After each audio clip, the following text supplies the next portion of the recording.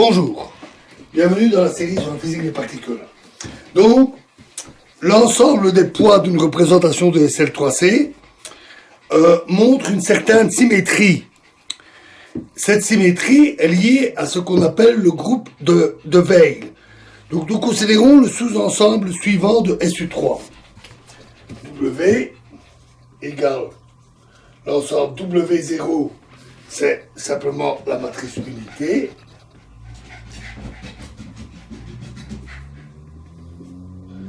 W1, c'est 0, 0, 1, 1, 0, 0, 0, 1, 0. W2, c'est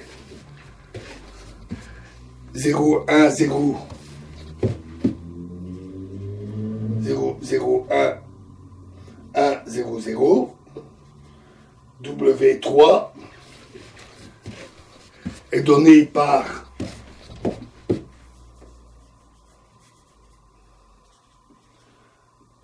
moins 0, 1, 0,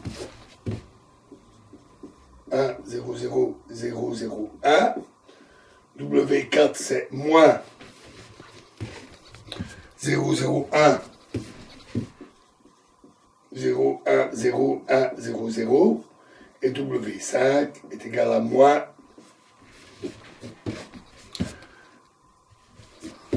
1, 0, 0, 0, 0, 1, 0, 1, 0. En fait, ce sont simplement les matrices qui permutent les éléments de base et on ajoute des éléments de base de C3 et on ajoute éventuellement un signe moins de façon à avoir un déterminant toujours égal à 1. Pour tout A appartenant à SU3, on a l'application associée ad A de l'algèbre SU3 dans SU3 qui est donnée par ad X, ad AX, excusez-moi, A est égal à AX A moins 1. C'est l'opération adjointe que nous connaissons. Puisque chaque élément de l'algèbre SL3C est de la forme Z égale X plus IY, avec XY appartenant à SU3, alors il s'agit que SL3C est invariant sous l'application Z sur AZA-1. C'est-à-dire qu'on peut voir ad A comme une application de l'algèbre SL3C dans elle-même. La raison pour avoir sélectionné le groupe ci-dessus, c'est la suivante. Si W appartient à grand W, alors ad WH1 et ad WH2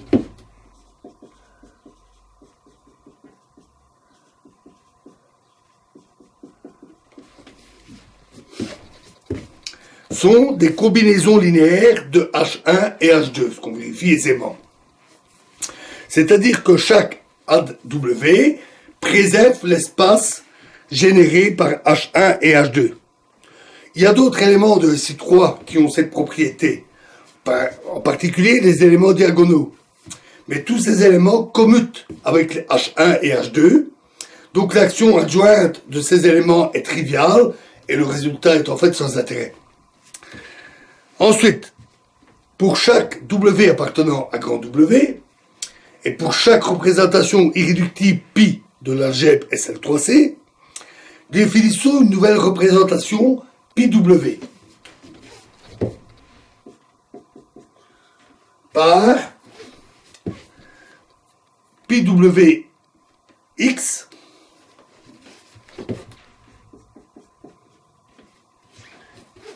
égale pi adjoint W moins 1 de X. Ou encore, c'est égal à pi de W moins 1 puisqu'il y a moins 1 ici, ça s'inverse, x, w. Puisque AW moins 1 est un automorphisme d'algèbre de Lie, PW sera bien une représentation de SL3C. Puisque SU3 est simplement connexe, alors pour chaque représentation pi de l'algèbre SL3C, il y a une représentation associée pi de SU3 agissant sur le même espace, bien sûr, tel que pi de x, pi de e exposant x, pardon, est égal à e exposant pi de x.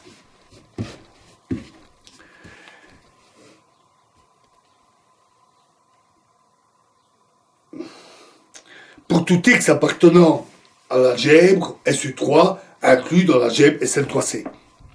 La représentation pi a la propriété que pi de ax a moins 1 est égal à pi de a, pi de x, pi de a moins 1. Supposons moins 1. Et ce, pour tout x appartenant à l'algèbre SU3.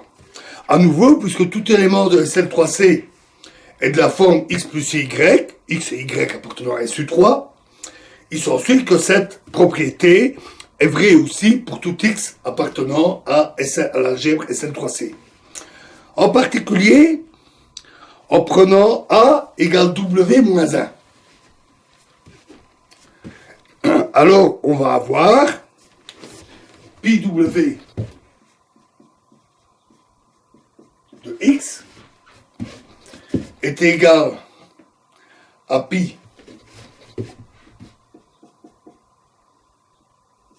w moins 1 x w, c'est-à-dire pi w, pi de x, pi w, j'ai oublié le moins 1 ici, moins 1. Pi moins 1 fois pi de x fois pi w. Pi moins 1 w fois pi de x fois pi w. Pour tout x appartenant à SL3C. Donc, proposition. Pour chaque représentation, pi, dans SL3C, l'algèbre SL3C, et pour chaque w qui appartient à grand W, la représentation PW est équivalente à la représentation pi. D'où l'histoire de symétrie. Démonstration. Nous avons besoin d'une application phi de V dans V avec phi de pi W x V égale à pi x phi V. Pour tout V, pour vecteur V appartenant à grand V. C'est-à-dire que c'est la même chose que de dire phi pi W de x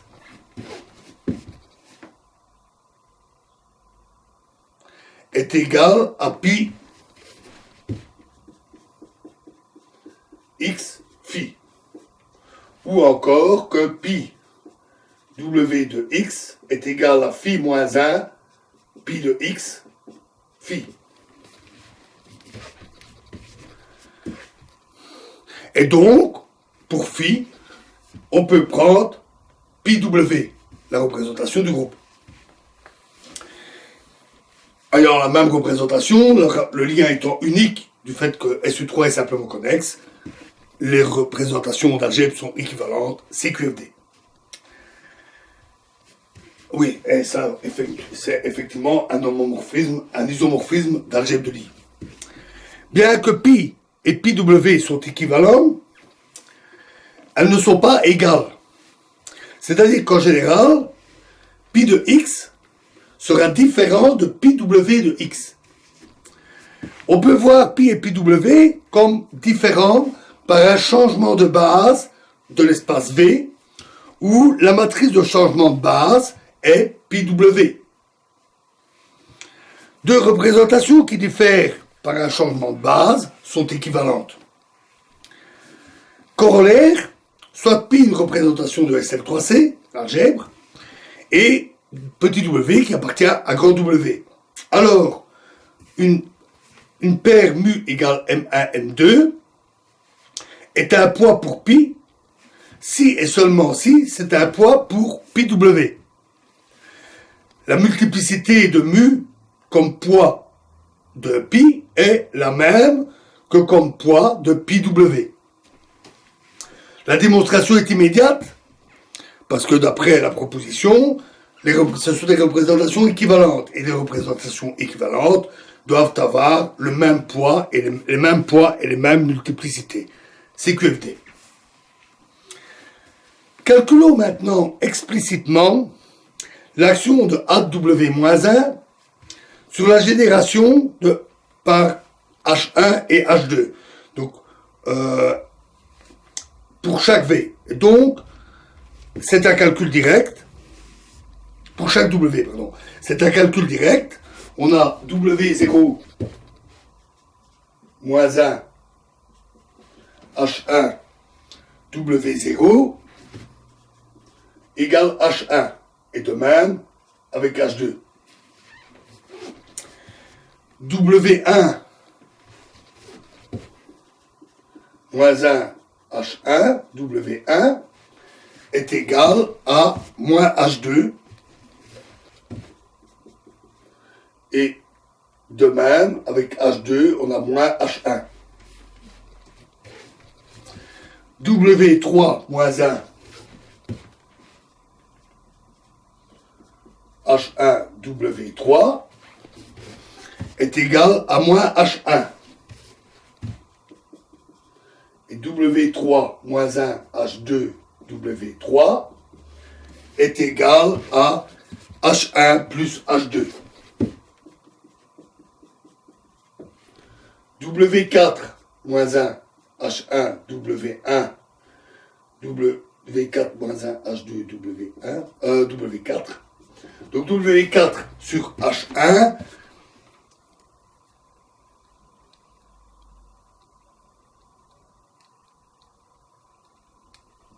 égale moins H2.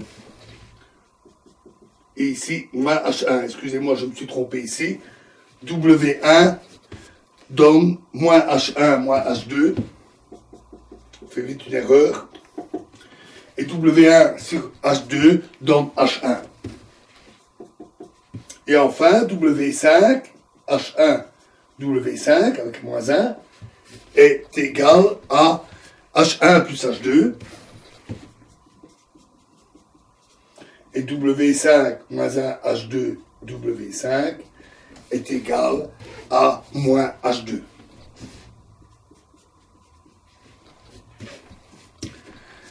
Donc nous pouvons maintenant voir la signification du groupe de Weil. Soit pi une représentation de l'algèbre SL3C avec un poids mu M1, M2. Et V différent de 0, un vecteur poids associé à ce poids. Alors, par exemple, pi WH1 pi W1H1 par exemple sera égal à pi W1 moins 1 H1 W1, c'est-à-dire encore pi de moins H1 moins H2, c'est-à-dire moins M1 moins M2.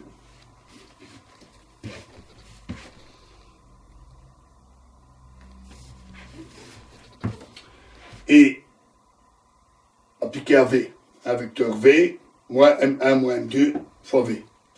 De même, pi W1 H2, appliqué à V, même genre de choses avec W2, donne cette fois-ci pi H1 de V, c'est-à-dire M1V.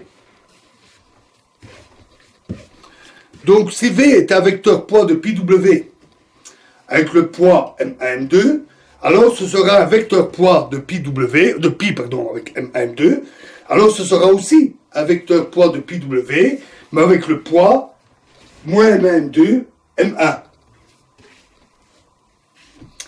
Mais, par le corollaire que nous avons vu, les poids de pi et pi W doivent être les mêmes. Donc en fait, on doit avoir des permutations des poids. Et nous verrons la conclusion qu'on en tire dans la prochaine vidéo. Et nous passerons également aux algèbres semi-simples. Je vous remercie.